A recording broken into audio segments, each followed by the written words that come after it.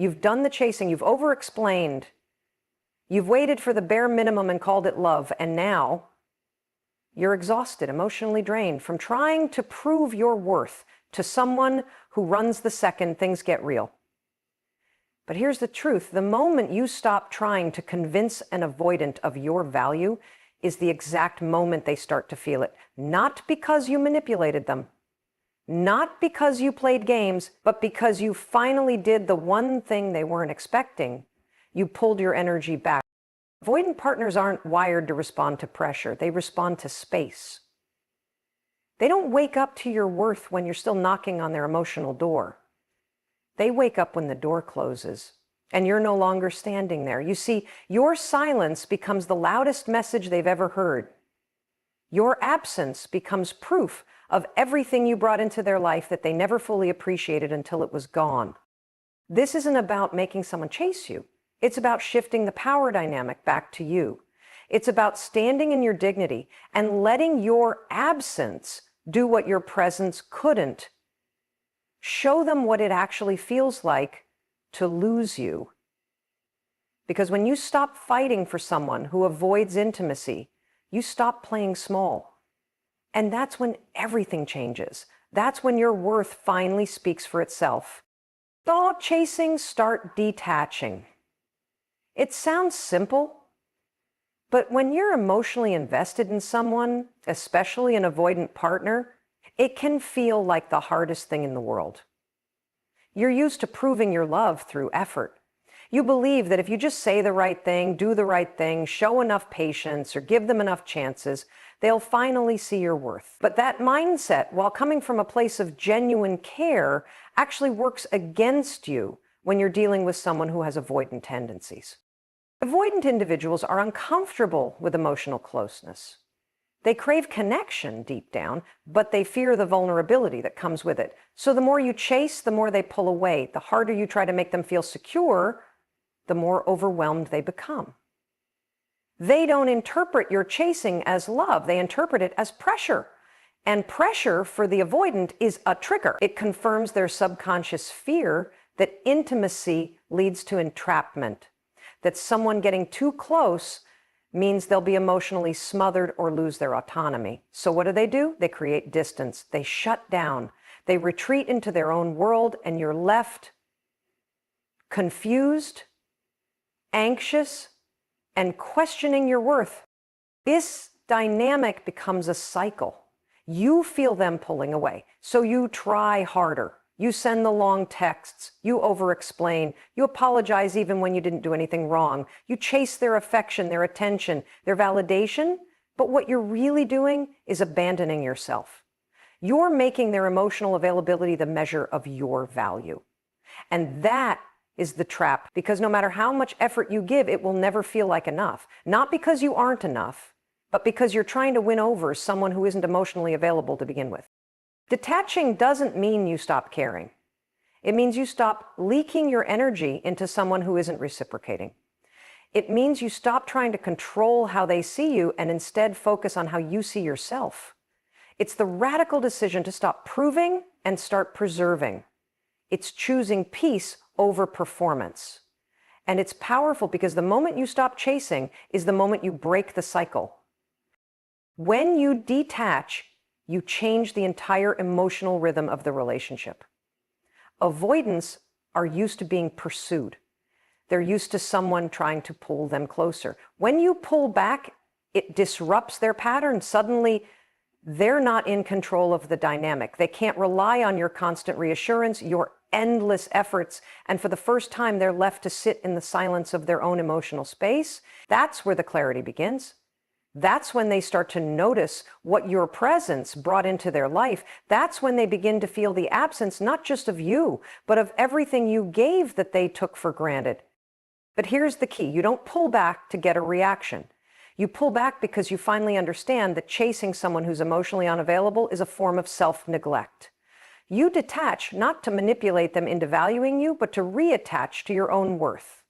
Because once you see that your value doesn't increase based on how hard you try to earn someone's love, everything changes. You start honoring your energy. You start recognizing your own emotional needs.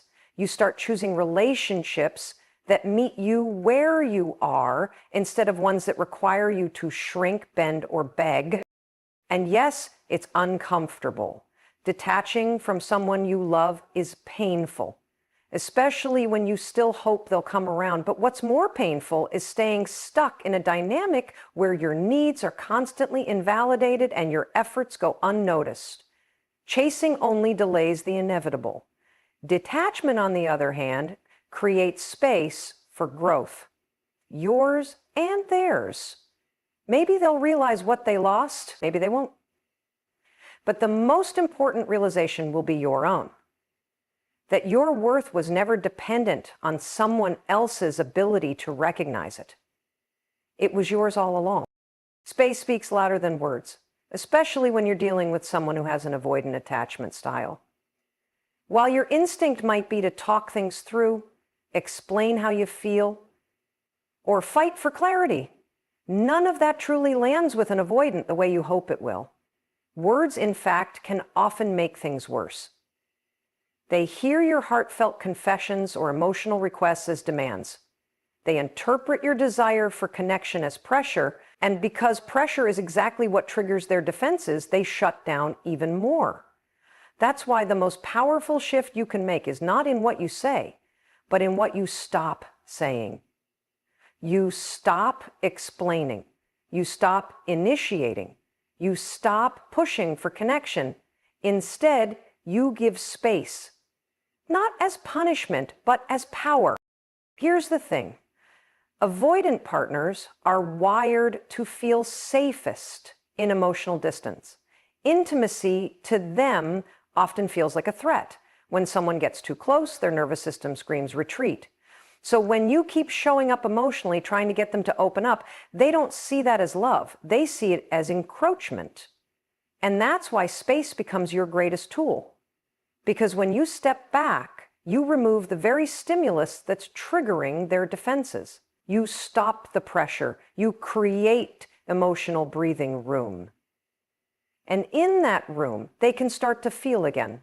They can process. They can reflect. And for the first time, they're not reacting to your presence. They're reckoning with your absence. But let's be clear, space is not the same as silence with resentment. It's not giving the cold shoulder. It's not manipulation. It's intentional. It's grounded. It's about saying, I respect myself enough to no longer chase someone who isn't showing up for me, and then following through. That kind of space shifts the emotional energy. It signals that you are no longer available for one-sided relationships. It says, I'm not here to fix you, heal you, or wait for you to change. That message, without a single word spoken, is often the loudest thing an avoidant will ever hear. And what usually happens next is fascinating. When the avoidant doesn't feel your energy constantly leaning in, when they no longer sense your emotional presence on standby, they start to feel the void. At first, they might enjoy the space. It confirms their need for independence. But as time goes on, that silence starts to echo. They realize that what once felt overwhelming, your emotional availability, is now gone. The comfort of knowing you were always there begins to fade. And in that vacuum, they're faced with the truth they've been avoiding. They miss you. Not the anxious energy, not the over-explaining, but the connection, the presence, the love they didn't know how to handle until it disappeared. But this only works if your space is real. If you're secretly hoping they'll chase you the second you pull away, you're still emotionally tethered. That kind of space lacks power. The real shift happens when you release the outcome. When you genuinely decide to step back for your own sanity, not to provoke a response. That's when your absence becomes undeniable. That's when the avoidant feels the weight of what they're losing. Space isn't just about creating distance between you and them. It's about coming back home to yourself. It's where you rebuild the boundaries you've let slide. It's where you reconnect with your self-worth. And it's where you finally understand that being available to someone who isn't emotionally ready is a slow erosion of your peace. So instead of talking louder, trying harder, or reaching out again, you let the silence speak. You let the distance teach. And you let the space do the work that words never could. Because in the end, the people who are meant for you won't require chasing. They won't fear closeness or punish vulnerability. They will feel your absence not as a threat, but as a wake-up call. And those who are capable of growth will feel that space deeply. They'll realize that the connection they kept at arm's length was actually something real, something rare, something they may not get back. And if they don't, that space will have already done its most important job. It reminded you that your value is not dependent on being heard, seen, or chosen by someone who isn't ready. It's inherent, it's intact, and now it's protected. Silence as a power move isn't about ignoring someone to punish them. It's about reclaiming your emotional energy when words no longer have impact. Especially when dealing with an avoidant partner, silence becomes not only powerful, but necessary. You've likely tried everything: talking, explaining, over-communicating, even begging for clarity or closure. And every time, you're met with distance, defensiveness, or that's because the avoidant isn't wired to respond to emotional intensity with openness. They respond with withdrawal. So the more you say, the more they retreat. And the truth is, at some point you have to stop using your voice to reach someone who has already tuned you out. That's where silence steps in. Not as weakness, but as strength. It's the moment you stop speaking, not because you have nothing to say, but because you finally realize that your peace matters more than being understood by someone who refuses to listen. When words fall flat, silence becomes your boundary. It says, I've said enough, I've shown up, I've tried, and now I choose me. This kind of silence is not passive, it's active, it's decisive. It's the internal shift where you stop fighting for someone else's attention and start protecting your own mental and emotional health. Avoidants often feel most comfortable when they're in control of emotional proximity. They push away to maintain space, and they often assume that the person they're pushing will keep trying to come closer. So when you go silent, not out of spite, but out of clarity, you interrupt that pattern. You show them that you're no longer participating in the dynamic where they get to withhold and you keep chasing. That silence creates discomfort for them, not because you're punishing them, but because the power has shifted.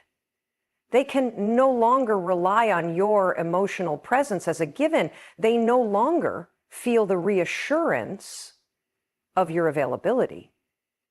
And in that absence, they're left to feel the impact of their own behavior. This is where something interesting happens. Silence makes space for reflection, for you, and potentially for them. When you stop talking, you stop over-explaining. You stop justifying your needs. You stop trying to prove your worth. And in that stillness, you begin to hear yourself again. You reconnect with your own voice, the one that got drowned out while you were trying to be heard by someone else. You realize that real connection doesn't require constant explaining. It requires mutual respect. And anyone who truly values you won't need to be convinced to listen. They'll care enough to show up, not just when you're loud, but even when you go quiet. For the avoidant, your silence forces them to face the emotional gap they've created. As long as you're talking, they don't have to feel anything deeply. They can just keep reacting to your presence. But when you remove that presence, when you withdraw your emotional energy and go quiet, they're left with themselves. That space can stir discomfort, even regret. It can lead to a moment of realization that your presence brought comfort, love, and stability they didn't appreciate. But that realization doesn't happen while you're still speaking. It happens in the silence that follows your exit. However, it's important to understand that silence should come from strength, not manipulation. If you're going quiet to get a reaction, you're still emotionally entangled. True silence as a power move means detaching with love for yourself. It means choosing peace over performance. It means no longer begging someone to value you and instead living in a way that shows you value yourself. It's the quiet confidence of knowing that someone who's truly for you will feel your absence and do something about it, not because you forced them to, but because they choose to. So when you stop talking, stop reaching out, stop overextending, it's not about creating drama. It's about creating space for clarity. It's about showing that your love was a gift, not an obligation. And if they couldn't see it while you were present, they may just realize its worth in your silence. And if they don't, that silence will have already spoken volumes. It told them and you that your voice matters, that your presence is powerful, and that sometimes the most loving thing you can do for yourself is to say nothing at all. The shift from presence to absence is where everything changes. When you're in the cycle with an avoidant partner, your presence becomes expected. They get used to the idea that no matter how distant, cold, or inconsistent they are, you'll still be there. You'll still text first. You'll still initiate the hard conversations. You'll still try to fix the disconnection they keep creating. Over time, your emotional presence becomes their safety net, something they can fall back on without fully showing up themselves. But the moment you step back, the moment your consistent presence becomes absence, the dynamic flips.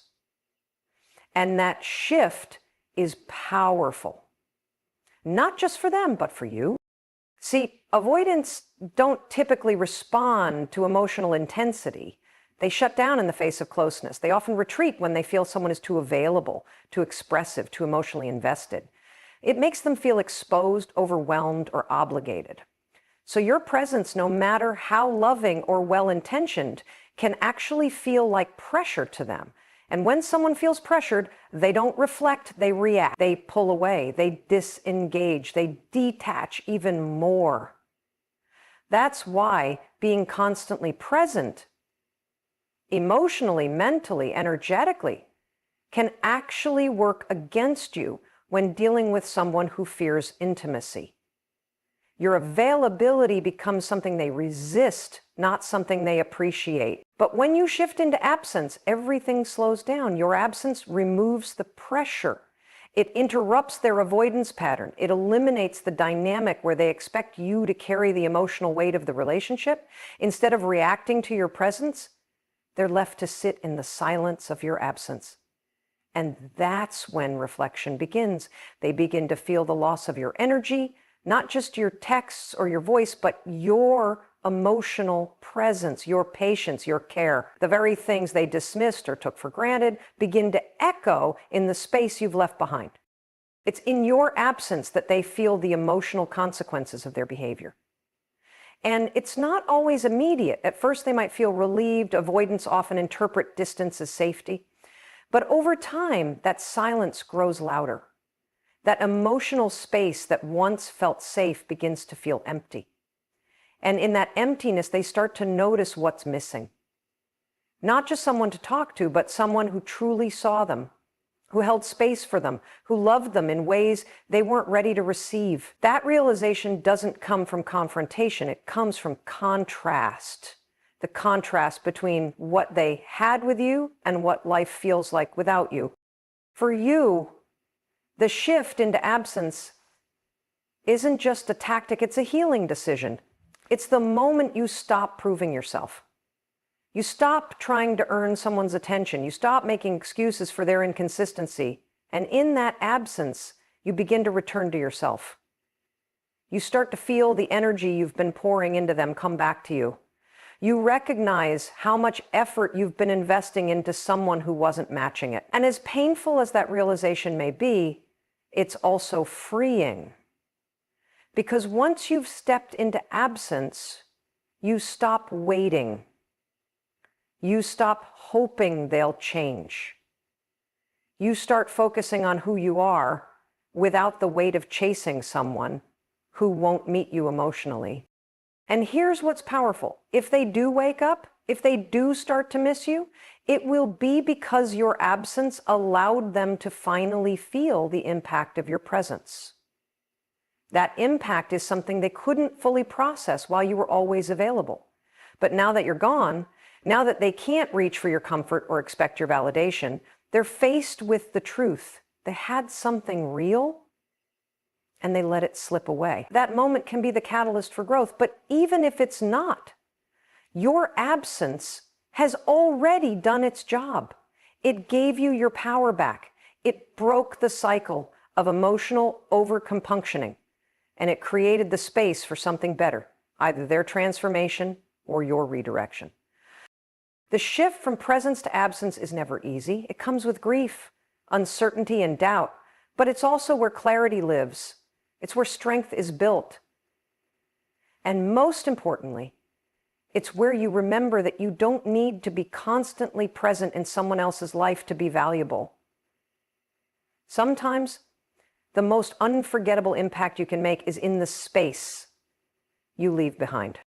Reclaiming emotional power begins with a radical truth. You cannot control how someone feels about you, but you can control how you respond to their inconsistency. When you're entangled with an avoidant partner, it's easy to lose sight of this. You start believing that if you just love harder, communicate better, stay patient longer, or give more space, eventually they'll come around. And while your intentions are rooted in love, the outcome is often emotional exhaustion. You end up pouring energy into a relationship that leaves you depleted, confused, and doubting your worth. That's the cost of giving someone else power over your emotional experience. And the only way out is to take it back. Avoidants are drawn to control. It's how they manage the anxiety that intimacy triggers. They maintain distance. They keep you at arm's length. They withhold affection or disappear when things get too real. And if you're someone who craves closeness, your reaction to their emotional retreat is to move toward them, to reach, to fix, to explain. But every time you do, you reinforce the imbalance. You give them emotional power because you allow their detachment to dictate your self-worth. You let their inconsistency determine your level of peace. And this becomes a pattern where you're constantly trying to stabilize what they keep destabilizing. Reclaiming your power doesn't mean you become cold or indifferent. It means you stop outsourcing your emotional well-being to someone who cannot or will not show up for you. It means drawing a hard line between their behavior and your value. It's the internal shift from why won't they love me the way I need to why am I allowing myself to be treated like this? That moment right there is where power begins to return to you, because you stop waiting for them to give you what you deserve and you start giving it to yourself. It starts with boundaries. Emotional power is preserved through limits, not leniency. When you allow someone to come and go as they please, when you keep the door open after they've slammed it shut, you're silently communicating that your needs don't matter. But when you say this isn't enough, and you mean it, not as a threat, but as a truth, you begin to take your power back. You stop negotiating with emotional unavailability. You stop tolerating breadcrumbs. You stop hoping that if you shrink yourself small enough, they'll finally feel safe enough to love you. And that's not easy, especially if you've been conditioned to prove your worth through effort. Especially if your self-esteem has become entangled in their approval. But that's exactly why the work of reclaiming power is so important. Because the longer you stay in a dynamic where your needs are secondary, the more you forget what it feels like to be emotionally safe. You normalize chaos. You romanticize inconsistency. You mistake survival for love. And you begin to silence your intuition just to keep someone close. But when you step back, when you stop responding to their emotional hot and cold with more warmth, you break the pattern. You shift the energy. And in that shift, something powerful happens. You start to hear yourself again. You start to notice the parts of you that you've been suppressing to stay connected. You realize that emotional power isn't about getting someone else to show up. It's about you finally showing up for yourself, consistently, fiercely, without apology. And here's the irony. Often, when you reclaim that power, the avoidant feels the shift.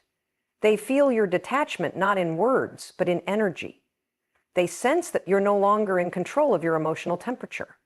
They realize that the power dynamic they once relied on, where they could distance themselves and you'd still chase, is no longer active.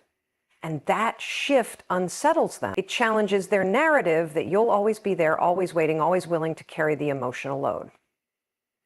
Whether they respond to that shift with growth or withdrawal is not your responsibility. Your only job is to stay rooted in your own truth. Reclaiming emotional power doesn't guarantee the outcome you want with someone else, but it guarantees the outcome you need with yourself. It gives you back your voice, your peace, your sense of worth that no longer depends on how someone else treats you. And once you have that, you stop settling, you stop performing, and you start building connections where love feels like freedom, not fear. That is real power, and it's yours to reclaim. When you detach emotionally, everything starts to become clear.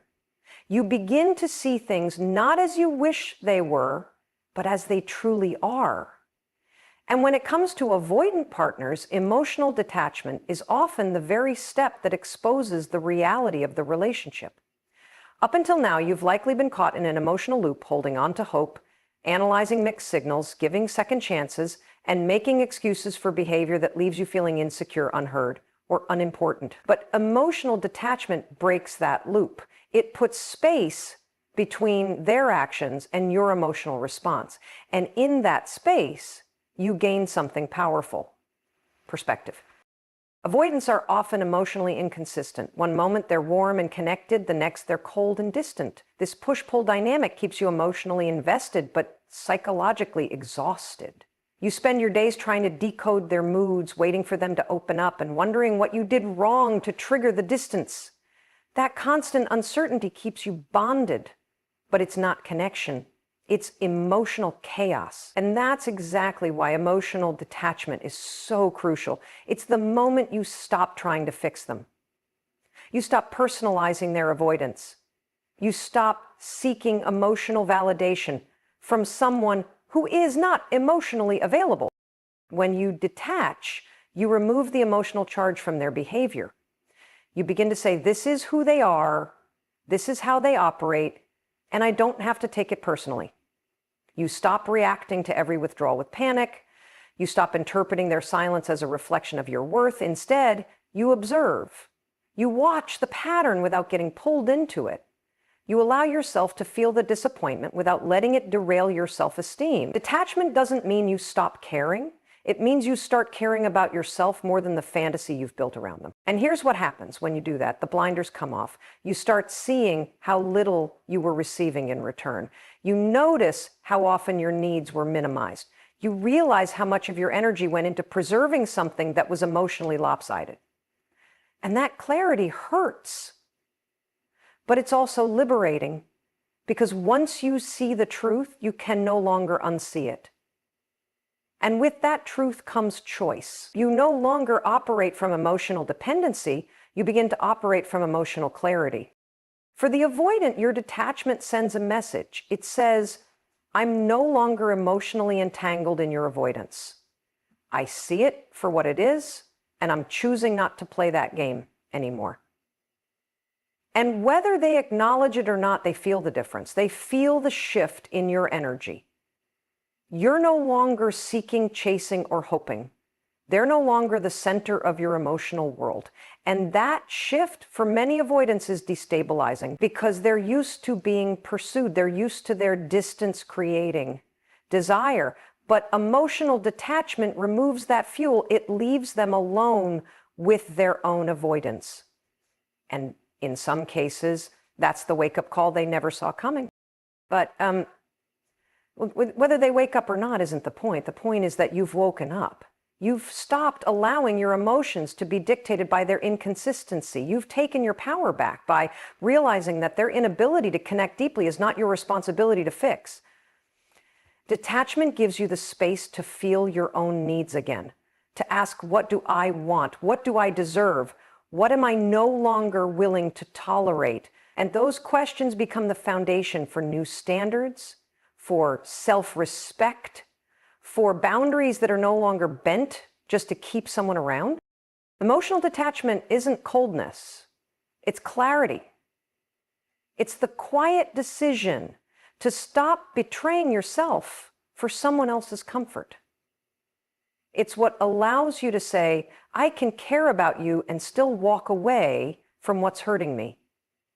And in that space, you rediscover yourself, your strength, your intuition, your capacity to love without losing your identity. And that clarity doesn't just help you leave dysfunctional relationships, it helps you enter healthier ones in the future, where your emotional presence is met with reciprocity, not resistance.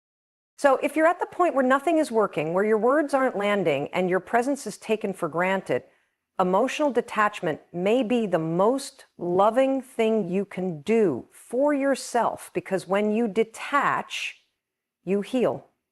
You stop fighting for someone to realize your worth, and you start living in a way that reflects you've already realized it yourself. If there's one truth you walk away with today, let it be this. You don't need to convince anyone to see your worth, especially not someone who keeps you in a cycle of doubt, distance, and confusion. When you're dealing with an avoidant, the power is not in what you say, it's in how you show up for yourself when they pull away. It's in your silence, it's in your boundaries, it's in the moment you stop chasing and start choosing peace over performance. That shift, when you detach, when you step back, when you let your absence speak louder than your presence ever could, that's when everything changes. You trigger an avoidant to realize your worth, not by begging them to see it, but by no longer offering it where it's not respected. Because the moment you stop giving them access to your emotional energy, they're forced to feel the weight of losing it. And whether they come back or not, you win. Because you've reclaimed your power, your voice, and your peace. And that is how you remind someone, and more importantly, remind yourself of exactly how worthy you are.